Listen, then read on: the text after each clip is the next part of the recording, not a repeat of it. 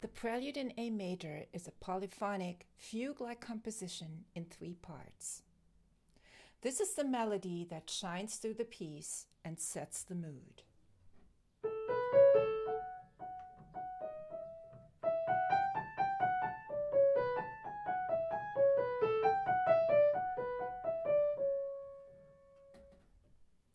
There's something quietly rapturous about it. In the rising sixth in the opening statement, the rise and fall of the twirling patterns that follow like a garland gently swaying in the breeze. A similar spirit prevails in Bach's Aria di Giovannini, BWV 516, which he included in the notebook for Anna Magdalena Bach, his wedding present to his second wife. The opening words are, "Would thou thine heart now give me, proceed in secrecy." You can go to the YouTube link posted on the video and listen to the entire aria. This recording also includes the English translation of the words. Back to the prelude. As befitting for a melody, it first appears in the soprano. Then it switches to the bass. It's in E major here.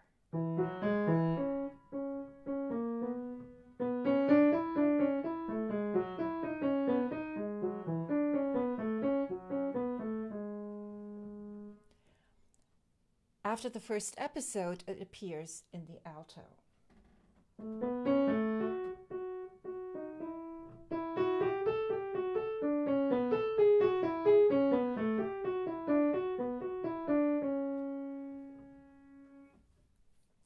Then it's back in the soprano, the shape slightly altered, and the most striking difference, this time we hear it in minor.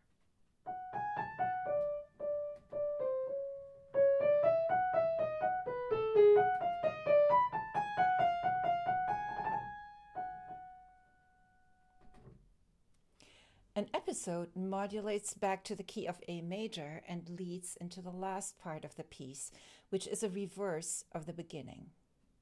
The subject appears first in the bass, then in the soprano.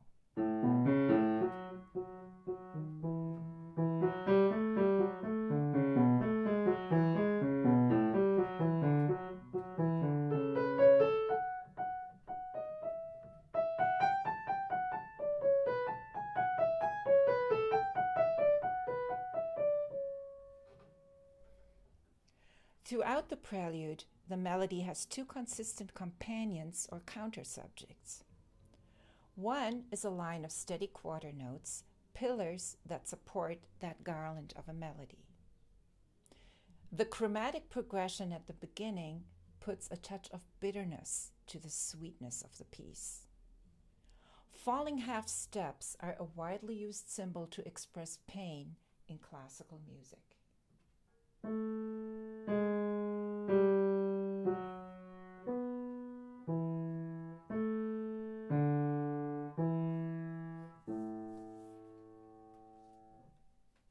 In combination with the first counter subject, the second one creates suspensions on the offbeat.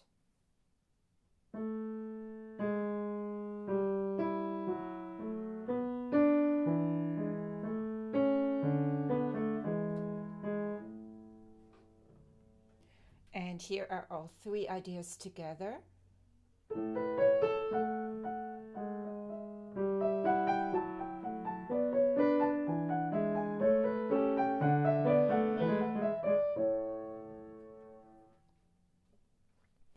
The musical material of the 2 episodes of the prelude is closely connected to those 3 core ideas of the piece. In the first episode, the elements of the bass sequence are taken from that opening idea of the melody. And in the sequence we hear,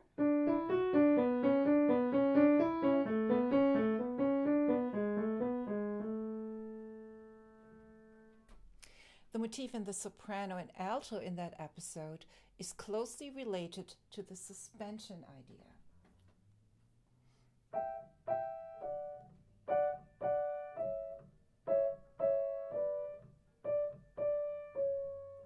Everything together.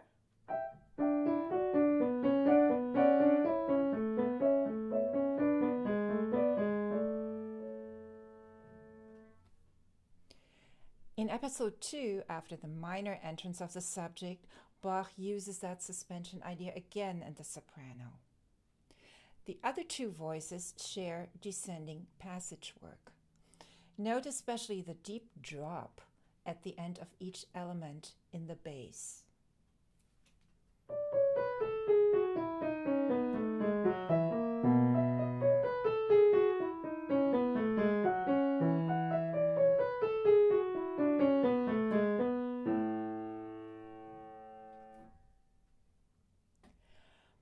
Within the framework of a balanced, symmetrical form, Bach interchanges the lyrical melody, the pillars, and the suspension between the three voices throughout the piece. No matter which way you turn it, there's no love without pain, light without shadow, no beginning without end. There's no despair about that in the music, only the acceptance of the fact that these elements support each other and create a beauty whose essence is beyond our understanding.